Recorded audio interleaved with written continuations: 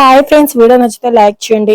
ఇక శౌర్య అక్షయ్ని పట్టుకొని అనాథ అనాథ అనటం వల్ల అవని శిఖరవల్లి గొడవ పడుతూ ఉండగా అంతలో ఫ్యామిలీ మొత్తం కూడా అక్కడికి వచ్చి వేదవతి ఏమైంది అని అడుగుతూ ఉండగా శౌర్య అక్షయ్ని పట్టుకొని అనాథ అనాథ అంటూ రాబందు పొడిచినట్టు పొడుస్తుంది అని అవని చెప్తూ ఉండగా నేను అలా అనలేదు గ్రాని, అవని పిన్ని అబద్ధం చెప్తుంది అని శౌర్య చెప్తూ ఉండగా అంతలో పెద్దరాజు అబ్బోవా పిల్ల మహానటి, నువ్వు మరీ అంత నటించొద్దమ్మా అని పెద్దరాజు అంటూ ఉండగా, బావా నువ్వు మాటి మాటికి మా శౌర్యనంటే బాగోదు, తిన్నావా పడుకున్నావా తెల్లారిందా అన్నట్టు ఒక మూల పడుండు అని కిట్టు అంటుంటే, ఏంట్రా ఏదో మీ సొమ్ము ఏదో తింటున్నట్టు మాటి మాటికి నా భర్తని చులకం చేసి మాట్లాడుతున్నావు, మేము తింటుంది మా అమ్మ నాన్నల సొమ్మే కదా అని వసంత అడుగుతుండగా, మీ ఆయన ఆ మాట నీకు పౌరుషం పడుచుకొస్తుంది, మరి మా కూతునంటే మాకు కోపం రాకూడదా అని నిహారిక అడుగుతుండగా, మీరేం అంత శుద్ధపూసలు కాదు అని వసంత అంటుంది. మర్యాదగా మాట్లాడండి వసంత గారు అని నిహారిక అంటుంది. మీరు మర్యాదగా ఉంటే మేము ఉంటాం అని వసంత అంటూ ఉండగా అంతలో ప్రసాదరావు, వసంత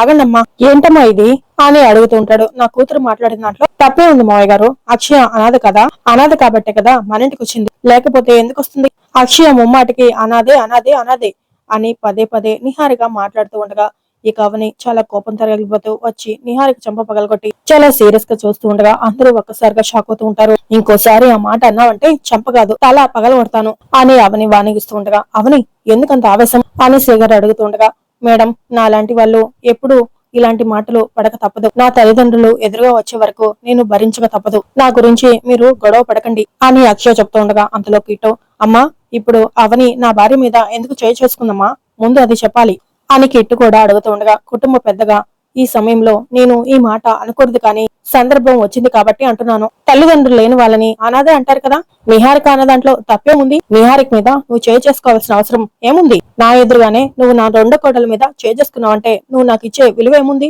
అని వేదవతి అడగటంతో ఇక అవని షాక్ అవుతూ అది కాదత్తయ్య అని అంటుంటే, ఇంకేం మాట్లాడకమ్మా, మరీ ఇంత దూగుడుతనం మంచిది కాదు అని ప్రసాదరావు అంటాడు.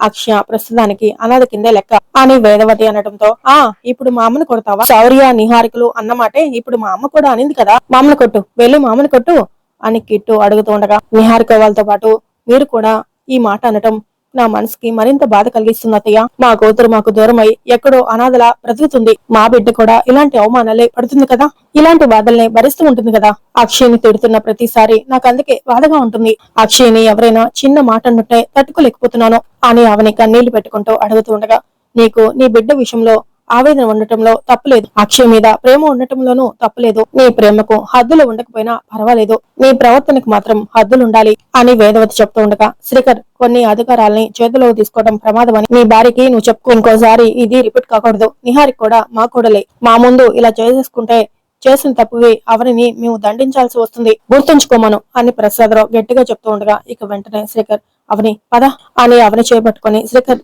లోపలికి తీసుకుని వెళ్తూ ఉండగా, కర్మ ఎవరిని విడిచిపెట్టదు నిహారిక, వడ్డీతో సహా తిరిగిచ్చేస్తుంది అని పెద్దరాజు చెప్తూ ఉండగా, ఏమండి కొన్ని విషయాల్లో మనం తలదొరుచుకోవడమే మంచిది, మీరు రండి అని వసంత పెద్దరాజుని తీసుకుని వెళ్తూ ఉంటుంది. ఇక వేదవతి మన ఇంటికి వస్తూ వస్తూ అవని ఈ అక్షయని ఇంటికి తీసుకురాకుండా ఉంటే బాగుండేది అని అక్షయ్ ముందే మాట్లాడుతూ వేదవతి ప్రసాదరావు అక్కడి నుంచి వెళ్తూ ఉంటారు. ఇక శౌర్య ఆహా ఇప్పుడు నా కడుపు నిండిపోయింది అని అక్షయతో అంటూ ఉండగా, దీని విషయంలో రోజు రోజుకి ఒక గొడవ పెట్టి దీన్ని బయటకు పంపించాలి అని మనసులో ఉంటూ ఇక నిహారిక కిట్టు శౌర్య ముగ్గురు కూడా అక్కడి నుంచి వెళ్ళగా ఇక అక్షయ కిచెన్ లోని కూర్చొని కన్నీళ్లు పెట్టుకుంటూ ఉంటుంది. ఇక అంతలో అవని రూమ్ లో కూర్చొని బాధపడుతూ ఉండగా, శేఖర్ ఏమైంది నీకు, ఎందుకు అంతలా ఆవేశపడ్డావు, ఎందుకు ఆ నిహారిక మీద చేసుకున్నావు, అందరి ముందు ఆ నిహారిక మంచిదైపోతుంది, మనం చెడైపోతున్నాం, దేనికైనా ఒక సహనం ఉండాలని, సమాధానం మాటల వరకే ఉండాలి, చేతుల వరకు ఉండకూడదు అని శేఖర్ చెప్తూ ఉండగా, ఇంకెంత సహనంతో ఉండాలి బావా, ఇంకెన్ని రోజులు భరించాలి బావా, నాది ఆవేశంలా మీకు కనపడుతుంది, నాది గొడవలానే కనిపిస్తుంది, నా బాధ వెనక 5 ఏళ్లు అనుభవించిన ఆవేదన ఉంది బావా,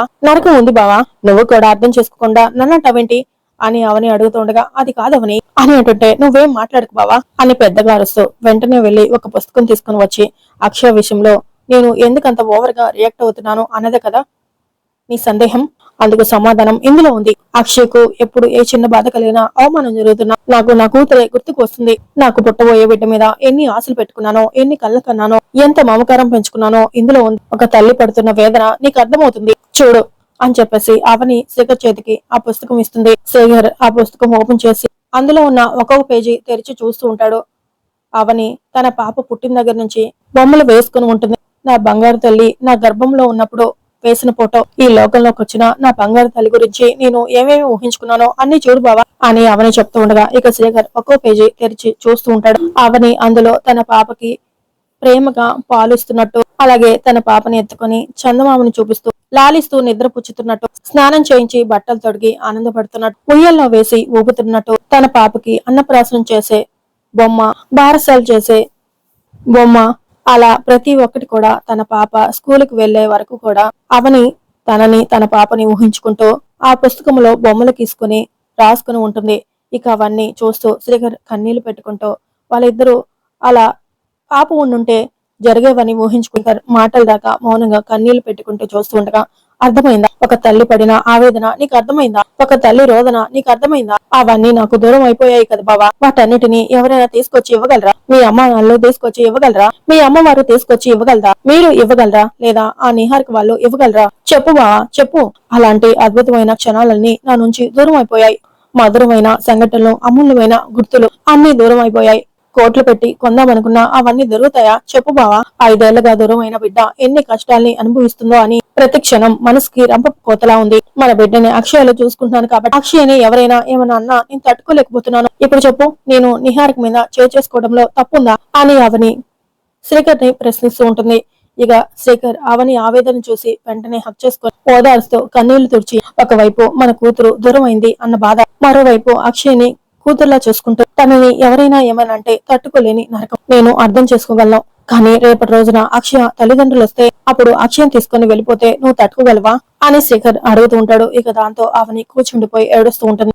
ఇక తర్వాత నిహారిక వాళ్ళ అమ్మా నాన్న ఇంటికి వెళ్లి గౌతమి గౌతమి డాడీ డాడీ అని కంగారు పడుతూ పిలుస్తూ మేడ మీదకు వెళ్లి రూమ్ లో డోర్ తెరిచి చూసేసరికి గౌతమిని తన హస్బెండ్ ని కుర్చీకి కట్టేసి వాళ్ళ మధ్యలో ఆమెని ఏర్పాటు చేసుకుంటుంది. వాళ్ళిద్దరిని ఆ సిచ్యువేషన్ లో చూసిన నిహారిక ఒక్కసారిగా షాక్ అయిపోతూ గౌతమి అని వాళ్ళిద్దరు నోటుకున్న ప్లాస్టర్ తీసేసి ఏంటిది, ఎవరిలా చేశారు, మీరు ఈ కండిషన్ లో ఉన్నారని ఎవరో అజ్ఞాత వ్యక్తి నాకు ఫోన్ చేసి చెప్పారు, నాకు ఫోన్ చేసింది ఎవరు, మీకు ఇలాంటి పరిస్థితి తీసుకొచ్చింది ఎవరు అని నిహారిక వాళ్ళ కట్లు ఉప్పదీస్తూ అడుగుతూ ఉంటుంది.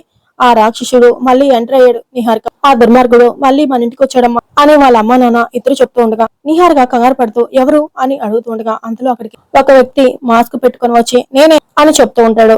గౌతమి నా తమ్ముడు వికాస్ గడమ్మా అని గౌతమి చెప్తూ ఉండగానే ఇక వెంటనే వికాస్ తన మొహానికి ఉన్న మాస్క్ తీసుకి వికాస్ ఈజ్ బ్యాక్ అని చెప్తూ ముందుకు వస్తూ ఉంటాడు. ఎందుకు వచ్చావు అని నిహారిక అడుగుతూ నన్ను అరెస్ట్ చేయించడం వల్ల నేను లైఫ్ లాంగ్ జైల్లోనే ఉండిపోతాను అనుకున్నావా డార్లింగ్? బయటికి రావటం, దుబాయ్ కి వెళ్లి వ్యాపారాలు చేయడం, నష్టపోవటం అన్ని జరిగిపోయాయి. అందుకే ఇక్కడికి వచ్చా. అక్క బావలకి టైం బాగా ఫిక్స్ చేశా అని వికాస్ చెప్తూ ఉండగా ఎందుకు అని నిహారిక అడుగుతుంటా అర్జెంట్ గా 50 లక్షలు కావాలి నాకు, అక్క బావలు ఇవ్వను అన్నారు, అందుకే ఇలా కట్టేశా అని వికాస్ చెప్తూ ఉండగా ఇక నిహారిక ఒక్కసారిగా షాక్ అవుతూ ఉంటుంది. ఇక నెక్స్ట్ ప్రోమోలో నా ప్రయత్నంతో నా బిడ్డ నాకు దొరుకుతుంది అన్న ఆశలు సన్నగిల్లిపోయాయి, చచ్చిపోయాయి. ఇక మీరు మీ దేవుడు నా సమస్యలకు నాకు పరిష్కారం చూపించాలి. మీరు ఈ రోజు నాకు ఏదో ఒకటి చెప్పందే నేను ఇక్కడి నుంచి కదలను, లేదంటే ఇక్కడే చూస్తాను అని అవని గురువుగారి ఆశ్రమానికి వెళ్లి సిద్ధేశ్వర స్వామిని నిలదీసి అడుగుతూ ఉంటుంది. ఇక గురువుగారు అవని మాటలు విని నీ కూతురు గురించి రోజు నేను ఆలోచిస్తూనే ఉన్నానమ్మా, నీ వంశానికి ఏదైనా గొప్ప బహుమతి ఇవ్వగలుగుతాను అంటే అది ఆ బిడ్డే. శివరాత్రి నాడు నేను ఎట్టి పరిస్థితుల్లోనూ నీ బిడ్డ వివరాలు నీకు తెలియజేస్తాను అని గురువు గారు అవనికి మాటిస్తూ ఉంటారు.